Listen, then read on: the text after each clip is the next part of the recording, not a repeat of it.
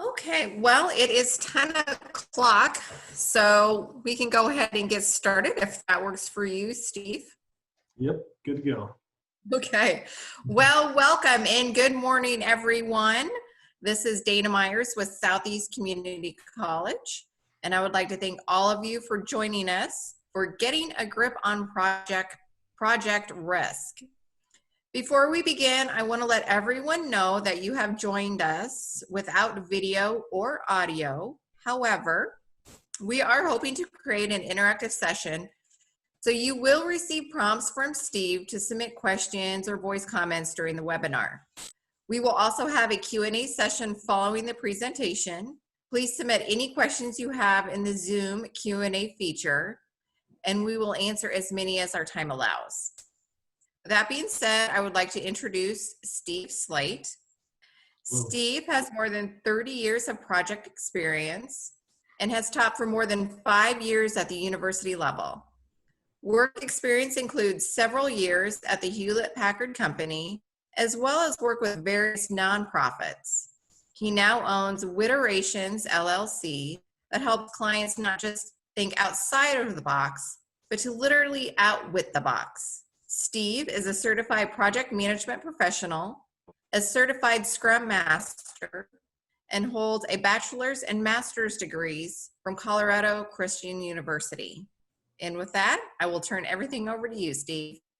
Thank you, Dana. I appreciate it, and it's good to see you. It looks like we have about 20 with us today, and glad that you've all taken a risk to spend an hour with us, and hopefully that this time will pay off for you. So today we're looking at getting a grip on project risk. So Dana has done a great job with the introduction, much better than, it sounds much better than it really is. So I appreciate that, Dana. And we'll just go ahead and continue on. So in a minute, I'm going to ask a couple of you to jump in and introduce yourselves just real briefly. I'd like to get a feel of who you are, why you're here, at least a couple of you. The others maybe can just send something through chat, but I would just like to kind of get a feel of what's going on here and who's here. So just a couple things. If you're calling in and not on a computer and you talk, make sure that your phone is not on mute.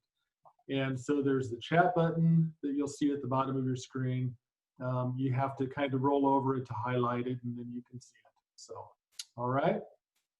I also have taking a risk today myself and using some survey software that I've not used before. And when I was working with it on my own, it worked well. And then today, just at the beginning of this, we were trying it, kind of hung up on the screen a little bit. So we're going to go ahead and take a risk. But at a certain point, we'll ask you to text to that number or to go to swiftpulling.com and enter 13228. And we'll see your responses live on the screen, assuming it works and that the risk works for us. So we'll give that a shot today and see how that goes. You don't need to go there now, but at some point, if you have a phone or other device, iPad or whatever. Well, I really do miss face-to-face classes. As you know, most of those have been shut down at the school and at most schools, if not all. And I do miss that because you get a lot of a feel for who's there and why they're there, and you can get some really good discussion in. But if I could get 2 or 3 brave souls to just raise your hand, back on this screen, there's a little raise the hand button. And if you could go ahead and raise your hand and just say, hey, I'd like to say my first name, my company, and what I hope to get from the day, I would love to hear from you. So do we have anybody that would be willing to jump in for just a second and tell us who you are and why you're here? Do you have any brave souls, Dana or Luke?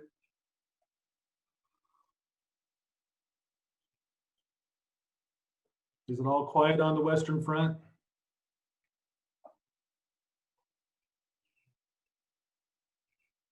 All right, so that's all right. It actually looks like we've got a couple of raised hands and a couple of notes in chat. Okay. We should have everybody muted unless you want us to specifically unmute someone. Yeah, go ahead and unmute the ones with the raised hand, and let's hear from them. Looks like Jennifer should be able to say something. This is Jennifer. Yeah, Jennifer, go ahead. Yep, I'm just continuing on the series I was on last week, and I've signed up. I think Excellent. there's 5 of them in total, or whatever the series is. So I'm just continuing on with the series. All right, great. I appreciate you coming back. That's great. All right, somebody else?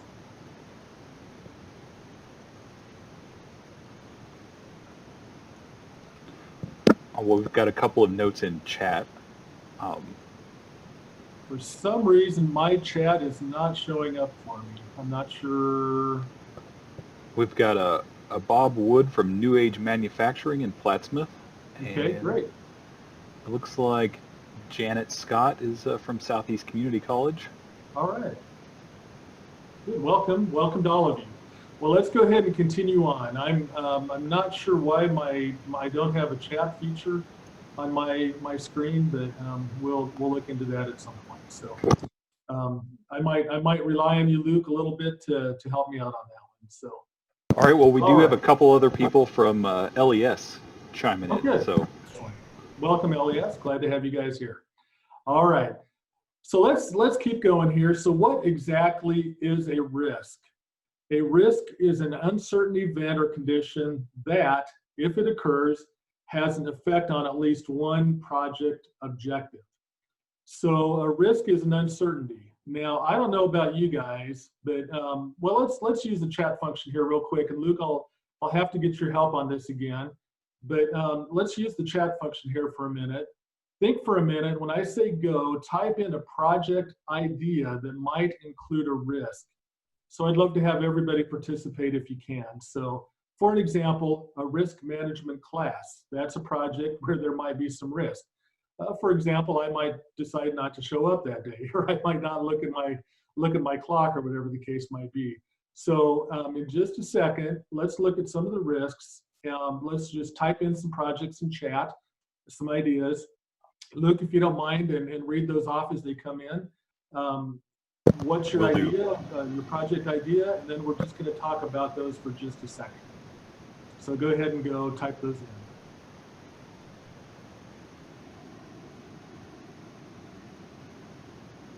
any project where people and money are involved. Okay. And if you can name a project where people and money are not involved, I'd like to see that. So almost every project has people and money. Anything else? Up there's my chat screen. Okay. Hey, great. Now I've got it. It was hiding under more. All right, I'm going to mute myself unless asked. Okay. All right. Let's see here. Any project where people and money are involved? 5-week principles of macroeconomics class. Wow. Okay. Yes, Janet, that would be risky. Change of reporting systems. Yes, that's a huge risk. Just the change. Kaizen on different departments within the company. Good. Employee training with an inexperienced trainer. So good. Yeah, these are all projects. Employee training with an inexperienced trainer, huge risk there. So almost every project involves some degree of risk. You can't get out of it. And again, if we look back at that, risk is an uncertain event. And I don't know how about you guys, but risk is an uncertainty. And it looks like we have a couple more that came in. Project on what fake news class? What is fake news class? Interesting. Launching new student cohort communication tools. Good. Yes. Yes. All of those involve significant risk in different ways. So risk is an uncertainty, and we're living in uncertain times, aren't we? I don't know how many times you've heard that on the news. It seems like every commercial, pretty much every web ad says we're living in uncertain times. And if you can tell me of some time when it hasn't been uncertain, I'd like to hear about that as well, because all times are uncertain. These are just a little more uncertain than what we're used to. But that's what a risk is. Interestingly, that is the definition of a risk, is uncertainty. Again, an uncertain event or condition that, if it occurs, has an effect on at least one project objective. So uncertainty does not necessarily mean bad. That's one of the fundamentals of risk management, is uncertain does not necessarily mean it's bad. Risks can be good. They can actually present opportunities. So something good can happen, even if it's called a risk, it can be a positive. So example here is the facilitator might not show up, and Dana has to teach the class for me, and the world discovers how amazing Dana is as a facilitator. So that might be a risk where it's come in and it turns out to be a really good thing. Dana's smiling. I can see her on my screen up there. She's going, yeah, I know I could do this better, right? So, so let's unpack this just a little bit. A couple things maybe you didn't know. Uncertainties viewed as, and maybe you did know, uncertainties viewed as negative effects are known as a threat. So if it's an uncertainty and it's viewed as negative, the consequences of that could be negative. It's a threat to your project. But uncertainties viewed as positive effects are known as opportunities. So one of the purposes of risk management then is to help reduce uncertainties. And that means even reduce the things that we don't know about the opportunities. I know it's getting kind of convoluted here, but I want to make sure we understand that risk is not necessarily bad. Risk can be good. There could be a good outcome to risk. So if risk can be good and risks are uncertainties, why would we want to reduce something with the chance of something good happening? Well, the short answer is we don't. We don't want to reduce positive things, but we want to reduce the uncertainties that surround those. And we want to learn how to exploit those opportunities. So as you're planning a project, if you were with me a couple of weeks ago, several of you looks like you were, if you were with me a couple of weeks ago, we talked about how a lot of project management is simply planning in advance. So before you start launch, if you're like me, my natural tendency is to be I want to do this, let's jump in and let's just do it. Well, project management says, hang on, step back a little bit, let's slow down, let's take some time planning. And risk management is an important part of planning. And so again, as you're looking at risks, you're looking at the negative and you're looking at the positive. And so you're looking at how can this risk actually benefit the project. And you try to do that. You look at all the different options ahead of time in your planning process. And by the end of the class, we'll have at least a tool for you to use for that. So in other words, you look for threats and opportunities while planning so you can watch for them while executing your project. You watch for them so you can mitigate them. You watch for them so you can exploit them and use them to the benefit of the project. Exploit's not a bad word when it comes to project management, if something comes up that you can use to help the project. So you ask, Steve, why should I manage risks? Well, this is a key, and I hope you remember this. By putting reasonable effort into risk management, we are able to respond to risks, which are threats or opportunities. We're able to respond rather than simply react. So what happens in so many cases is something comes up in a project that goes bad, and boom, we're off and we react. We do something crazy that may not be the best thing for the project. Why? Because we're reacting to it. We haven't taken the time to look at the options, to look at the possible benefits, and we're not able to respond. We simply react. I hope that resonates with you. So if you see the subtle difference, respond versus react. Are you reactionary, or have you planned enough that you're able to respond with a good, coherent response? So let's see by a show of hands real quick. And I'm not sure if I can see the show of hands. I think Luke can see that. And maybe Luke, you can just tell me how many hands pop up. Yeah, maybe I can see it. We'll see here. Go to the attendee side here and let's see if we can do that. Yep, there they are. All right, so let's see. Let's see by responsive hands, is this a response or a reaction? The facilitator didn't show up to class canceled. What do you think that is? Is that a reaction? If you think it's a reaction, raise your hand. Okay, see several hands up. Yep, okay, bunch of hands, all right, good. Yeah, I think that's a reaction. We react naturally. You can go ahead and put those hands down. We react naturally by going, he didn't show up, let's go, we're not even going to do it. It's not going to happen. So is this a response or a reaction? If you think it's a response, raise your hand. And the The word here is, my name is Dana and I'm the facilitator didn't show up, but I've got his PowerPoint, I'm going in. So is that a response, do you think? Yeah, a few hands. Okay. I would say yes. I would say yes. That would be more of a response because she has my PowerPoint. She's obviously looked over it. She knows what the content is, and she's able to take it. She's planned ahead enough to go, I can respond to this crisis by Steve not showing up today. I can respond to this by, I've got it. I'm taking it. So now I wasn't nice enough to give Dana the whole presentation in advance, so that wouldn't have happened. But maybe next time I'll do that, just in case I don't show up. But then we'll see how good Dana is, which I know she'd do a phenomenal job. So response to reaction, here's one last little exercise. Again, by a show of hands, is this if you think this is a reaction, I'm a firefighter and I see a building on fire, I'm going in. Is that a reaction, do you think? Raise your hand if you think it is.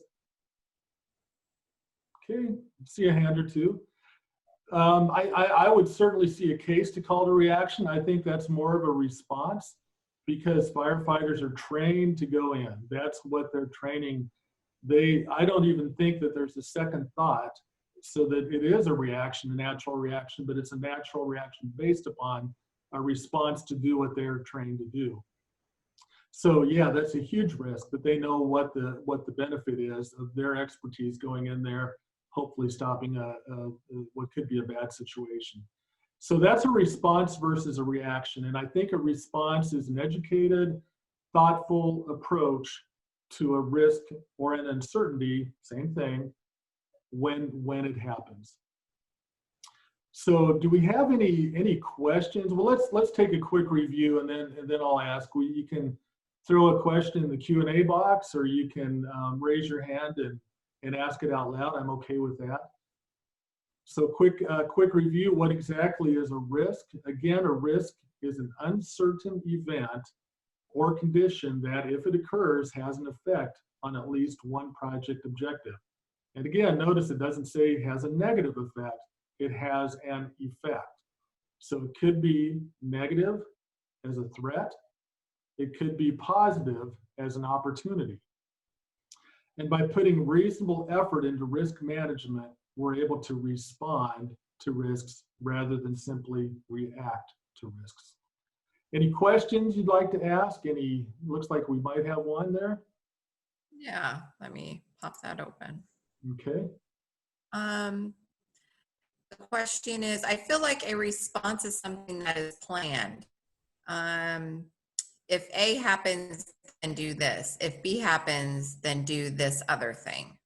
I would agree with you, Laura, and I think that's what I hope to convey. Hopefully I'm conveying that, is that a response is something that is planned. So you've taken the time and planning ahead of your project execution, and you've got all these plans outlined. If something happens, you're going to go one direction. If something else happens, you go a different direction. So yeah, I would fully agree with that. All right. Any other questions or comments? I'd love to see them. Would a proactive-based outline, I'm not sure I understand that question, Terry.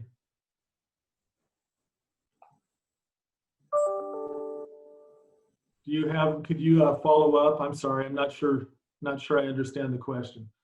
Would a proactive-based, cover both these actions? Would a proactive-based outline cover both these actions? So a reaction versus a response?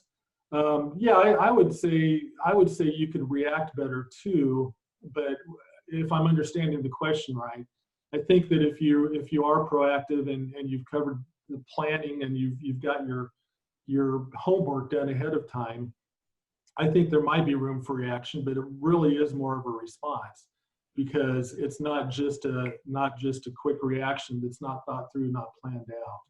Not sure if I answered that quite right, but that's the idea, is that it's not just a simple reaction that's just we take the quick response and just run with it, but we've thought it out, we've planned it out ahead of time.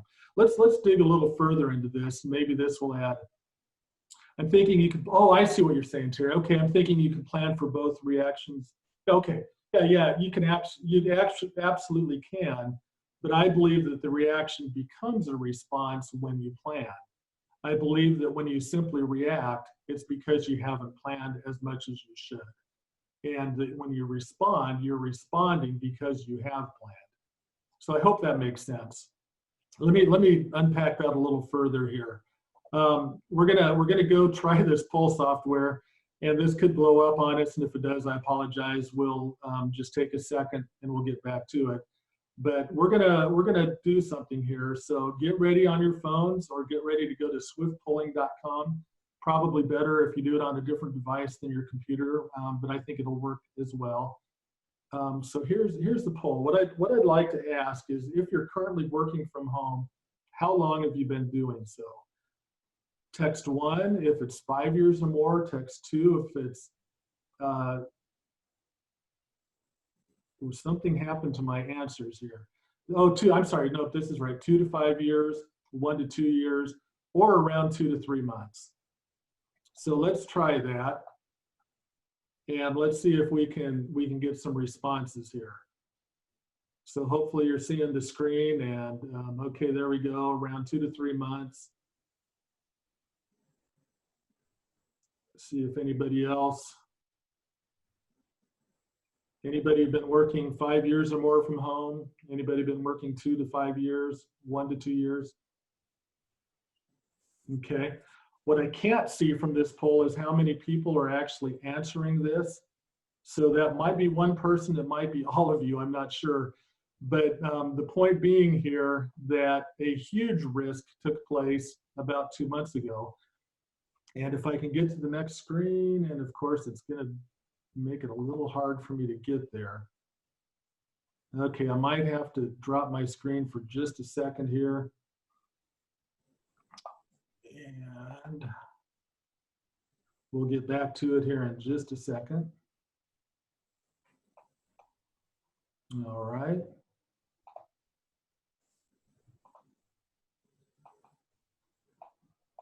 Apologize for the delay here.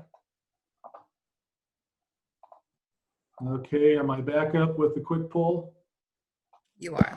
All right, thank you, Dana.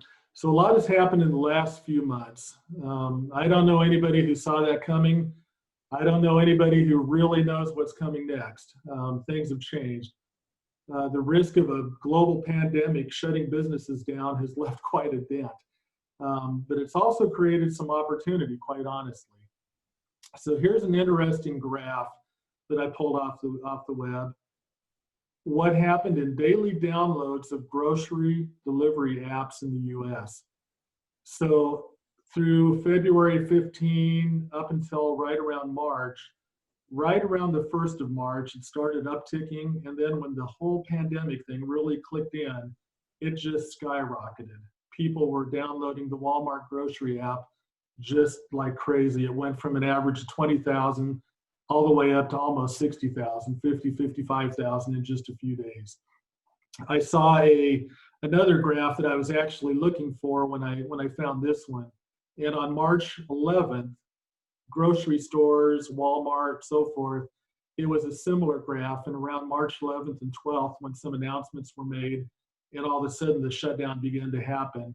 Again, that's when toilet paper disappeared. That's when other wipes disappeared, things like that, just wiped off the face of the earth, it seemed like.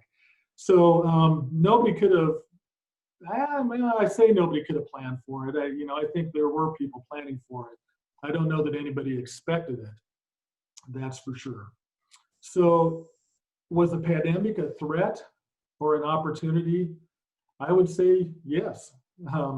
It was a threat, but for some it turned into an opportunity. And boy, I tell you, it's not the kind of opportunity we want, but it certainly came about.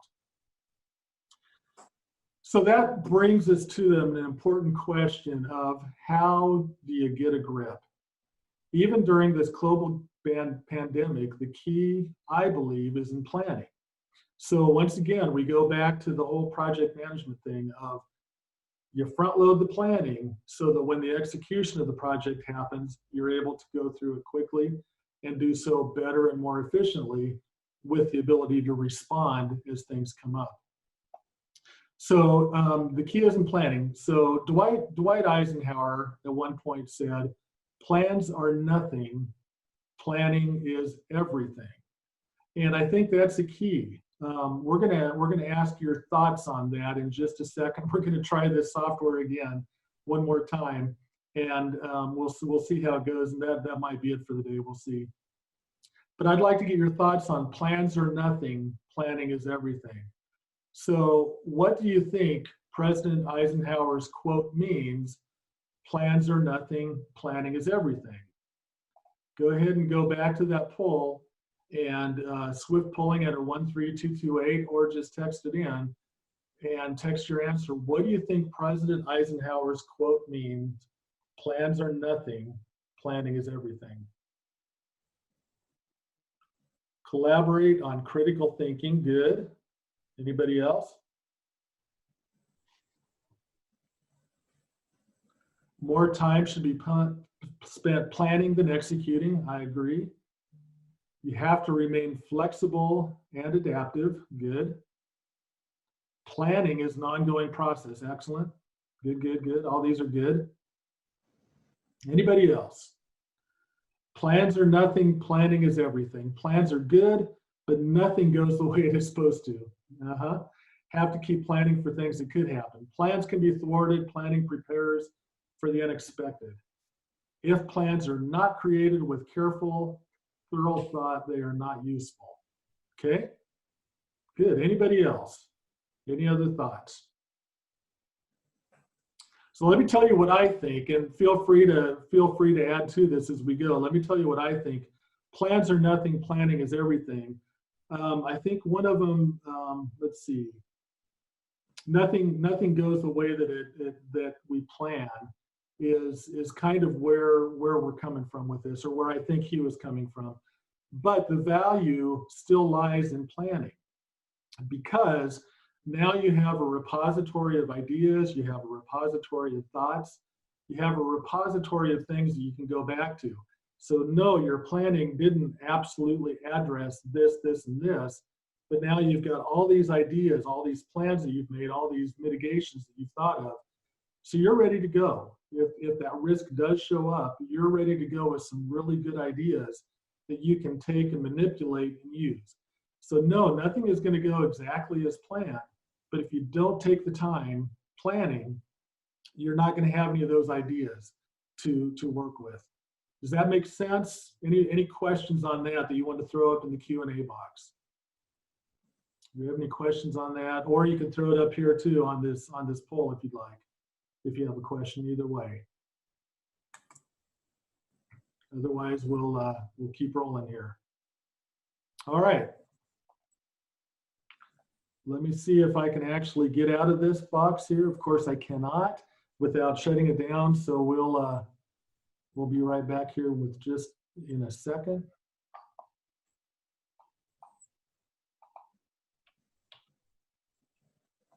I want to make sure I don't shut down the wrong thing. Boy, this thing is being stubborn here. It is not wanting to leave. Usually they give you a way to get out, and this is just being really stubborn here. I apologize for the delay here. There we go. All right. Get to where we need to be, and we'll go back here. All right. Too many windows. So again, risk management is all about planning. Your specific plans may not be an exact fit in the heat of the battle, but your repository of plans and mitigations are going to end up to be priceless as you're in the heat of the battle. All right. So the tools make all the difference. So if you have the right tools to look at, and maybe you've seen this, but this is called what I'm going to show you is called the probability impact matrix. And so as you're in the planning phase, as you're doing the plans and trying to figure out all of your ideas for what could happen, one of the tools that you can use is called the probability impact matrix. And that I'm pulling up right now. Should be able to see it on your screen. And what it is it's just simply a matrix 1 to 10 on the left side, 1 to 10 on the right side, or on the bottom, I'm sorry. And as you come up against things that you think of, possible risks that you think of, I like to, one of the exercises I like to do is we talk about a project. So you guys brought up some ideas, like a project on a fake news class, Kaizen on different departments, training with an inexperienced trainer. Let's take that one, new employee training with an inexperienced trainer. So your company now has training. Your trainer is not experienced at training new people. So you're going to go down and you're going to start meet with 2 or 3 people. Maybe they've done this before. And you're going to say, okay, what are some of the inherent risks of having an inexperienced trainer do the training? So let's go ahead and in the chat box, go ahead and give me some ideas of risks that could be inherent with an inexperienced trainer. Use your chat and tell me what are some risks that could be involved in that.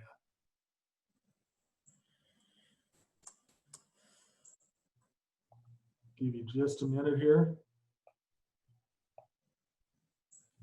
Not being able to answer the questions correctly. Okay. Providing the wrong information and not be, okay, providing the wrong information. Inexperienced person will be 100% risk, okay. Students and employees will not attend future sessions, good. Okay, let's take that one. Let's take students and employees will not attend future sessions. So what is the probability of that happening with an inexperienced trainer? Let's have everybody in the chat box again type in, what do you think the probability is that employees and students will not attend a future session?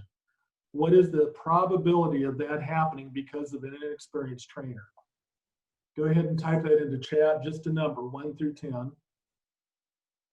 Okay, 7, 9, 3. Keep them coming, 5, 7. Okay, 5.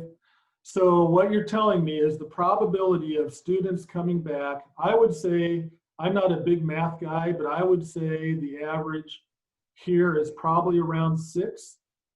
So collectively, you have told me that the probability of a student not coming back is somewhere around 6. Now, tell me what the impact would be of students not coming back or employees not coming back to any other classes. Is the impact high? Is the impact a 10? Is the impact just a 1? Or is it somewhere in between? So we know the probability now is roughly 6. What's the impact? I see a 10. 9, 5, 8. Okay, bad reputation, yep. So I'm seeing higher numbers here, 10 9s and 8s. I see a 5. So I'm just, again, not being a math guy, I would say that we're probably in the 7 to 8 range. So if you're on this probability impact matrix, somewhere in here is kind of where that lies. So does that make sense? I'm hoping it does, is that you would put on this matrix that somewhere in here is the probability of that happening. So what you're now doing is you're asking a question, do we want to take the risk of an inexperienced trainer? How do you do that? Do you put somebody in the class with them? How do you mitigate that?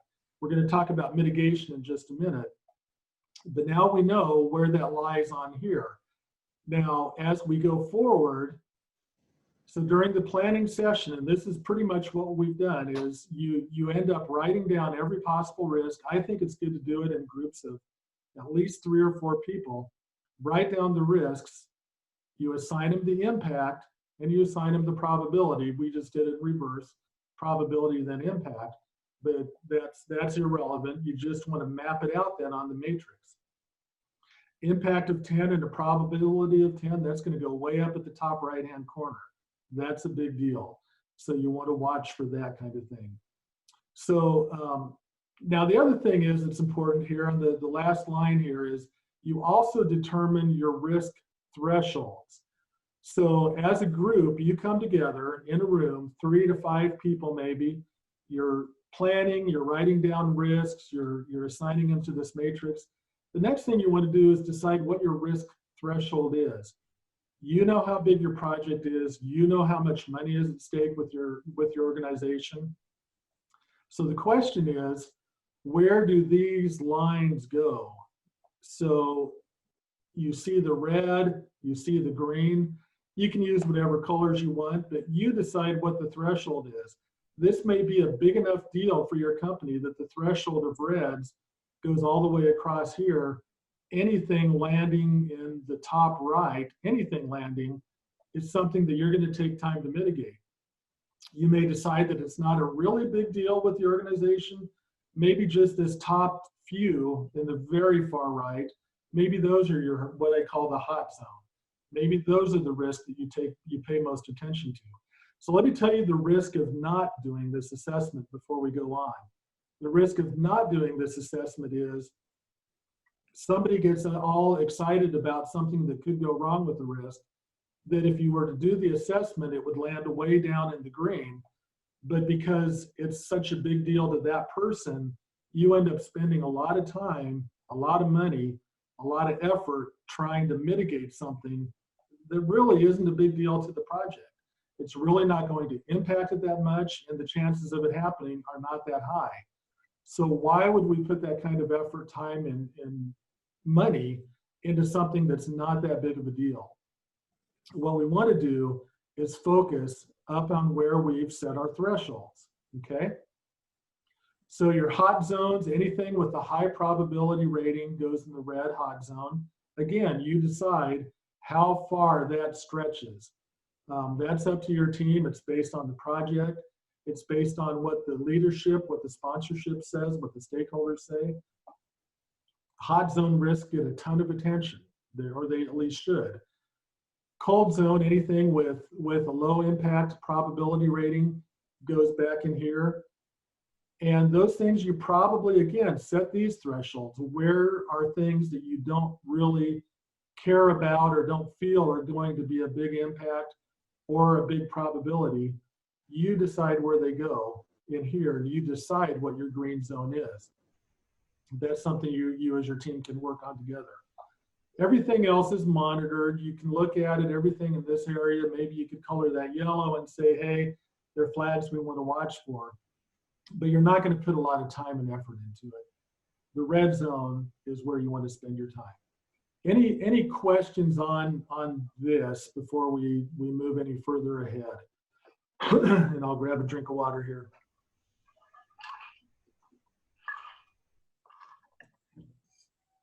Any questions at all? Okay, I don't see anything at this point. So we're gonna keep plowing ahead here. All right, thank you. So again, the hot zones, cold zones, everything else, you get to determine where the zone lines are.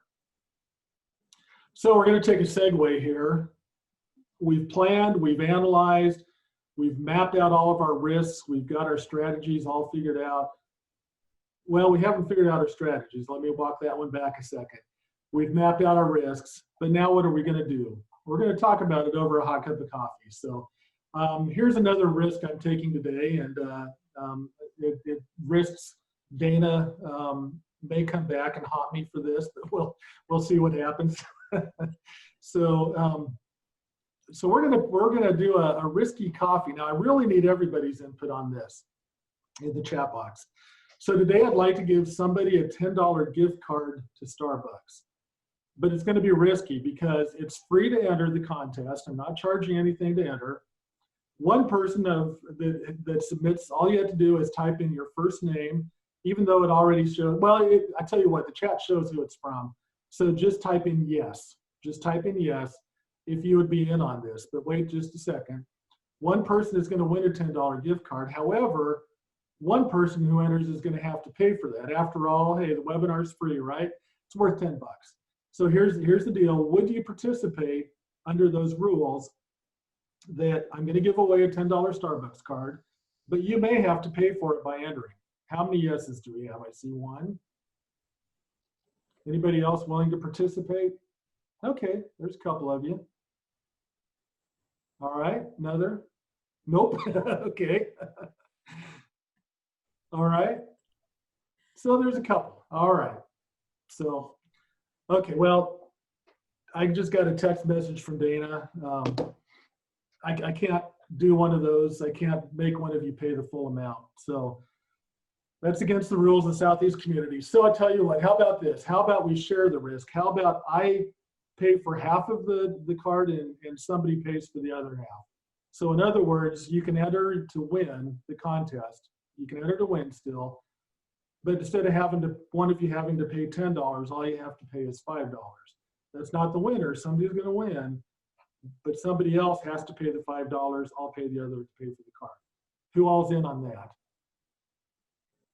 I can't calculate the risk because I don't know how many are in the pool. That's good. There's about 20 if everybody. Nope, still a lottery. All right, Becky.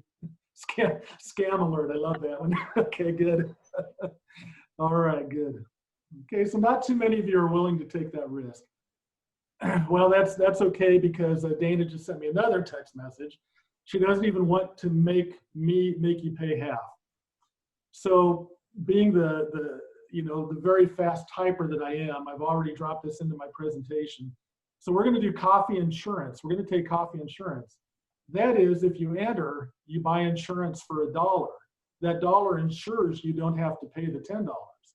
But somebody still wins a $10 coffee. So we're buying insurance that says you won't have to pay the $10, but somebody still could win. So are you in? Okay, I see one yes.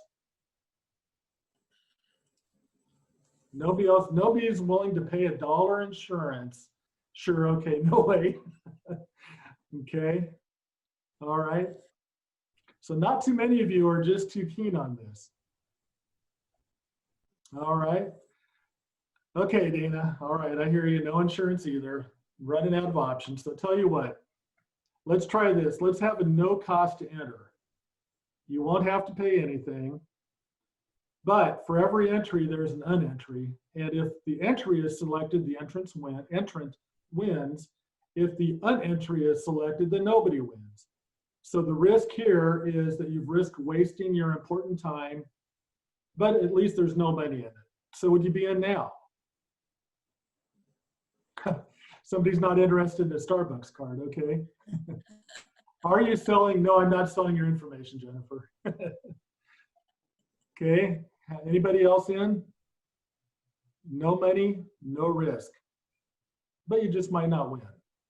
Okay, we've got, oh, Jill's in now, all right. Okay, anybody else? All righty, well, nope, time is costly, good point. Okay, so Dana called and said, okay, you have to give it away, no strings attached. I don't know if you heard me talking to her, but she said no strings attached. So this is what I'm gonna do. This is for real, this is the real deal. No, not selling your information. And as a matter of fact, it's a one-time thing. I think Dana has all the email addresses. This is for real. She'll pick a winner, no strings option. All you have to do is type yes, you're entered, and I will promise I will get your email address, use it to send you a Starbucks certificate, then I'll throw it away. Who's in now? Bob, I'm really in now. Anybody else? Okay, all right. Getting a little more response. We've mitigated the risk. We've got it out of there. Okay, so keep typing if you're in, and Dana will pick one of the names, and she'll send me your email address, and I'll send you a $10 Starbucks card. It is for real, I promise. So Dana? Yes. Jeff Cosgrove says that Frederick owes me $10. I don't know if we can help with that. Pick a winner, Dana, and then afterwards you can just send me. Becky Kramer is finally in. That was hard getting Becky pulled over to the dark side. All right, so go ahead and pick a winner, and let's see let's just name them, and then whoever you name, I will get you a card. All right. So if you want me to choose now, I'm going to have to give it to Jeff Cosgrove because he was in through every single one. He was All willing right, to play the risk. all right. Jeff, you are the winner. So Jeff, I'll get your email address after this is over and I'll send you a $10 card. So thank you. Thank you for playing that game with me. So you've just been through several risk mitigation strategies. Kind of tried to have a little bit of fun with that. I hope you did. I sure did. I love some of the comments. I can't help you with the $10 Frederick owes you, but and I could have used some coffee this morning, Bob says. All right, now maybe we'll work something out with that too. So you've been through several risk mitigation strategies. There was a risk in all of the contests. You might win $10, but somebody would have to pay $10, and it could be the same person actually. You might win 10, but you'd have to pay 5. You might win 10, but you'd have to pay $1 for insurance. You might win 10, but it might be a waste of time with twice the odds against you. Or you might simply avoid all risks by only playing when you have a fair shot. So in projects, it's all about mitigating the risk. So what are some strategies for mitigating the risks? Eliminating the threat by eliminating the cause. That's the best option. And I think Becky is the person that did that the best. She waited until all threat was gone. All threat was gone. And if you can avoid it, if you can completely avoid a risk, okay, let's look at an example of that. If you are building a very delicate building in Nebraska, you probably don't want to build it in the spring. I'm not sure when you want to build it, but with the weather here, it can be kind of crazy. But with the tornado threat and things like that, if it's a very delicate building that as you're building it, it could blow over very easily at the building stage, you're going to want to avoid that completely and maybe build in September when the chances of a severe storm are not as great. Let's see, what's another avoidance? Somebody have an idea for what an avoidance might be? A way to avoid a threat? Do you want to just type that into the chat box if you have an idea? I'm trying to think of maybe I use the idea of me not showing up. That an avoidance for that, you can't completely avoid me not showing up, but Dana could have done some things like emailed me this morning, called me, hey, are you going to be here? So those are some avoidance strategies to help avoid that issue. Any ideas for your projects, how you can completely avoid a threat? Careful, okay, good, Jennifer. Careful selection of the project team. I like that. That's very good. You avoid getting the people that you know are going to create an issue with your team. That's tough.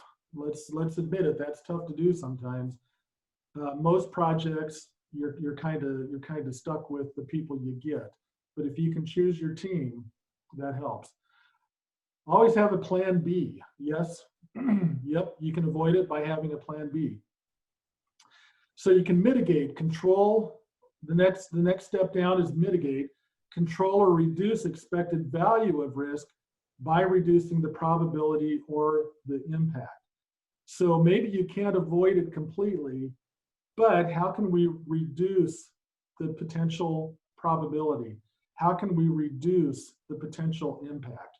That's probably what Dana did when she sent me an email this morning reminding me how to get onto Zoom and So just in case, for those of you that are with us, Steve's going to just jump out and jump back in. We apologize for the inconvenience. Steve just all of a sudden got a little bit fuzzy. I'm sure. Good call, Terry. Right. No plan B. No, Dana is our plan B. So yes, I'm plan B. We're going to have to talk to Steve about his risk mitigation when he gets back. Having a plan B. I'm not sure what happened. It just got goofy all of a sudden. So we apologize. He's going to try to jump back in. I know we're kind of getting close to the end, but it's always good to have some final thoughts and if anyone has some questions about today's session.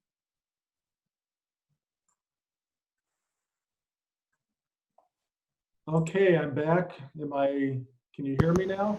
We can. Yes. Better? Okay, good. All right, good. Well, I apologize for that. We'll keep going where we left off here. So, where we left off was transfer, allocate risk to someone. Do you see my screen okay? Probably not. No, we just see you. Okay. And I apologize for that. Okay. Let me share that screen here. All right. How's that? Still no? Everything looks We're good. good. Okay, great. All right. We just have a few minutes left here. We'll try to, and we're close to the end. So you transfer, you allocate or assign risk to someone else. Maybe you buy a subcontractor's time to come in and take over a part of the risk. Maybe now if we go to the opportunity side, maybe you exploit. You increase the opportunity by making the cause more probable. Maybe there's some things you can do to make it more probable that risk, that uncertainty happens. All right. Maybe you share. Maybe you realize that, hey, I'm company A. If I work with company B on this project, their expertise will help me get the project done sooner. So you share the risk, the positive risk, with another company, or you share the negative risk as well. Enhance or increase the value of expected time, quality, or value of risk by increasing the probability or the impact. Now, another mitigation strategy that's very, very real that you could use is simply to accept. Say, yes, I know there's a risk, but the project is so important. What I have to do is so important. We're going to just do it. Or we're going to create a plan B, like somebody said. Or you can escalate, take it up the organizational food chain, take it up to the next person up there. So there are a lot of different options that you can do or that you can take to mitigate a risk. So hopefully those give you some ideas. Probably you're already doing some of this stuff, but it is real project management stuff. And hopefully it's a good reminder to those of you who already do these things that these are valid. So in a nutshell, that is how you get a grip on risk management. You realize there's the threat or an opportunity. You brainstorm the possible risks.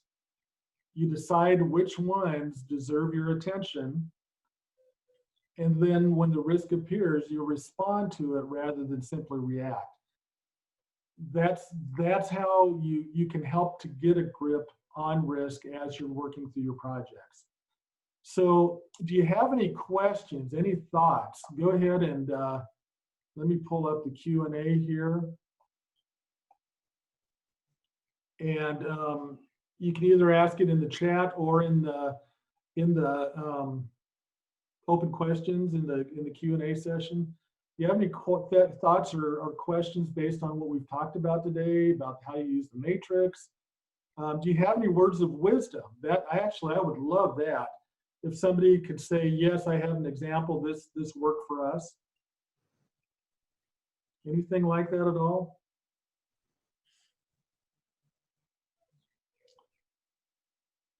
Okay, it looks like everybody's being very quiet right now. That or I'm not on. Nope. All right. Well, this takes us up to almost the top of the hour. Really appreciate the time today that you guys took. I know that your time is valuable, and I appreciate you putting up with some of the technical glitches that we experienced. But hopefully that helps with risk management. If you have any questions, I'm certainly open to helping you out the best I can. It's been a pleasure to work with you today. Dana, do you have anything you'd like to add? Or Luke, anything you'd like to add? Nope, I think I'm good. Just again, we appreciate everyone for taking time out today and joining us. Like Steve said, we hope you had a good takeaway. And yeah, we look forward to the next session coming up here in a couple of weeks. And any feedback you have for us, please feel free to share through chat. Anything we can do better or differently would be much appreciated. We really are just trying to do these to help all of you out. So anything we can do differently or topics you want to hear about, please let us know. All right. All right. Thank you so much. And I hope you all have a wonderful rest of your day and a great long weekend. Thanks, Steve. Thank you.